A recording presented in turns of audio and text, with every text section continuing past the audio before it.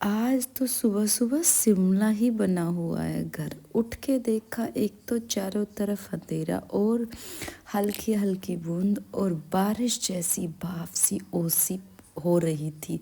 और एकदम कैमरे में जो कैद किया वो देखने लायक हो रहा था।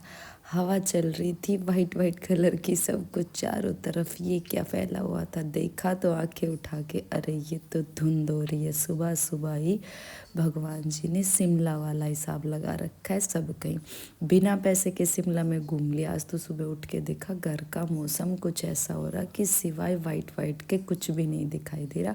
अगर नए घर से बैठक में आ रहे हैं तो बैठक भी नज़र नहीं आ रही। क्यों? क्योंकि धुंध इतनी ज़्यादा हो रखी थी।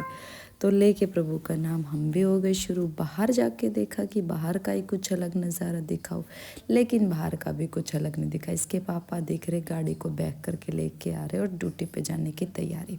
इतनी धुंध देख के तो मन ऐसा कर गया कि भाई वापस अंदर घुस जाओ बिस्तर में, निकल के कोई काम ही ना करो, क्योंकि कोई दिखाई नहीं दे रहा था। उनको बाय बोला और सीधा बाहर का झाड़ू करके सीधा पहुंच गई ऊपर। ऊपर इतने कपड़े धोने लगा रखे थे और कुछ धुल गए थे, कुछ बचे थे। क्यों? क्योंकि श्याम बाबा के गए थे उस दिन कपड़े नहीं धुले थे, अगले दिन तो धोना लाजमी था। सब कुछ धोया। सब कुछ धोने के बाद सीधा सुखाया। जो कुछ थोड़ा बहुत बचा था उनको सोचा कि बाद में करती हूँ। कुछ बच गए थे, कुछ सुखा दिए थे, तो कुल मिला के यही हो गया था। एक बार तो हल्के से सूर्य देव के दर्शन हुए, लेकिन फिर तो सूर्य देव ऐसे ही चले गए जैसे आए ही नहीं थे। लेकिन ऊपर का नज़ारा एकदम बढ़िया था। और नीचे आके देखा तो कनक भी रेडी हो चुकी थी अपने स्कूल के लिए। और इन दोनों भाई बहनों में ये क्या, अरे दरार आ गई। किस तरह से दोनों अलग हो गए, ये तो मेरे लिए भी शॉकिंग था। क्योंकि जब मैं नीचे गई तो ताऊ जी ने मुझे बोला कि आज मैं दिव्यम को कनक के साथ लेके नहीं जाऊंगा। वजह है धुंध, क्योंकि धुंध बहुत ज़्यादा हो चुकी है। अगर ये हमारे साथ जाएगा तो इसकी नाक ठंडी हो जाएगी और इसको बीमार होने का खतरा बढ़ जाएगा। इसलिए दोनों भाई बहनों को अलग अलग रखो, इसको मैं छोड़ के आता हूँ और इसको तुम अपने पास संभालो। मैंने कहा ठीक है।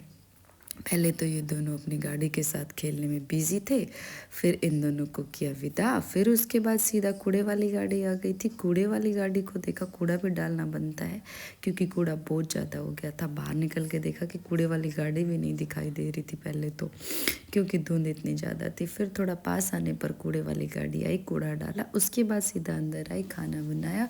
और आज वैसे भी एकादशी थी। एकादशी होती है उस दिन, मैं वैसे भी फास्ट कर ही लेती हूँ।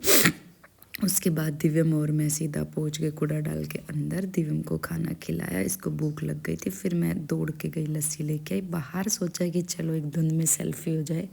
ऐसी ज़बरदस्त सेल्फी आ रखी थी कि बस पूछो ही मत, धुंध ही धुंध और कुछ दिखाई नहीं दे रहा। देखो चारों तरफ धुंध। अंदर आई, इस महानुभाव ने ये कहा कि मेरी भी फ़ोटो खींचो। मैंने कहा ठीक है। मैं भी नहा धो के बिल्कुल रेडी हो गई थी, क्योंकि आज व्रत था और जल्दी भी नहाना था। नहा धो के सीधा करी जोत, और ऊपर से इतनी ठंडी ठंडी हवा लग रही थी, बिल्कुल शिमला और मनाली घर पे ही आ रखे थे। तो आज का मौसम लग तो रहा था बहुत ज़बरदस्त, लेकिन धूप ना निकली, इसलिए थोड़ी सी ठंड में भी दिक्कत आ रही थी।